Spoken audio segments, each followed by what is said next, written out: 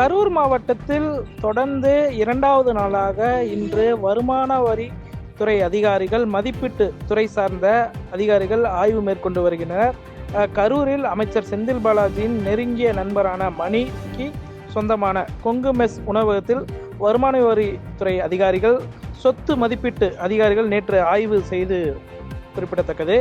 அதனைத் தொடர்ந்து இன்று கரூர் மாவட்டத்தில் அமைச்சர் செந்தில் பாலாஜியின் சகோதரர் அசோக் அவர்கள் புதிதாக கட்டி வரும் பங்களாவில் வருமான வரி சொத்து மதிப்பீட்டு குழு அதிகாரிகள் ஆய்வு செய்து வருகின்ற குறிப்பிடத்தக்கது. கடந்த மே மாதத்தில் செந்தில் பாலாஜியின் தொடர்புடைய பல்வேறு இடங்களில் வருமான வரித்துறை மற்றும் அமலாக்கத்துறையினர் பலமுறை கரூர் மாவட்டத்தில் சோதனை மேற்கொண்டனர். இதில் செந்தில் பாலாஜியின் சகோதரர் அசோக்கின் அலுவலகம், கொங்கு மெஸ் உணவகம், பிரபல ஒப்பந்ததாரர் MCS சங்கர் அலுவலகம் ஆகியோர் அலுவலகம் சீல் வைக்கப்பட்டன. இந்த நிலையில் நேற்று செந்தில் பாலாஜி நண்பரான கொங்கு மெஸ் மணி அவருடைய உணவகத்திற்கு வருமான வரித்துறை சொத்து மதிப்பீட்டு அதிகாரிகள் திடீர் சோதனை நடத்தினர்.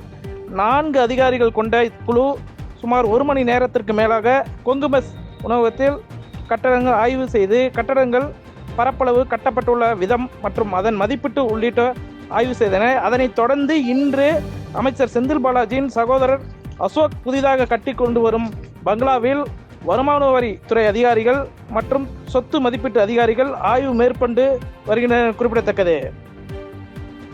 பாதகம் செய்பவரை கண்டால் நாம் பயங்கொள்ளலாகாது பாப்பா, மோதி மிதித்து விடு பாப்பா, அவர் முகத்தில் உமிழ்ந்து விடு பாப்பா. அண்மை செய்திகளை உடனுக்குடன் தெரிந்து கொள்ள இணைந்திருங்கள் இயம்நாடு தொலைக்காட்சியுடன்.